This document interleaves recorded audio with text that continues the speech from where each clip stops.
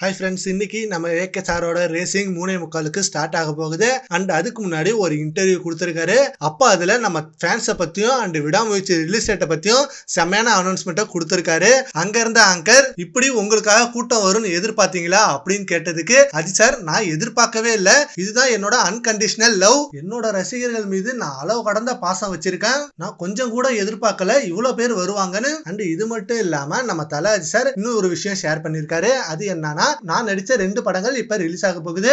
ஒரு படம் விடாமுயற்சி, அது ஜனவரி எண்ட்ல ரிலீஸ் ஆகும். அண்ட் குட் பேட் அக்லி ஏப்ரல் ஆர் மேல ரிலீஸ் ஆகும் அப்படின்னு சொல்லியிருக்காரு. பட் குட் பேட் அக்லி படத்தோட ரிலீஸ் டேட்டா அபிஷியல் சைட்ல இருந்தே ரிலீஸ் பண்ணிட்டாங்க ஏப்ரல் 10th அன்னைக்குன்னு. அந்த விடாமுயற்சி ரிலீஸ் டேட்டுக்கு தான் ஃபேன்ஸ் எல்லாம் ரொம்ப வெயிட் பண்ணிருந்தாங்க.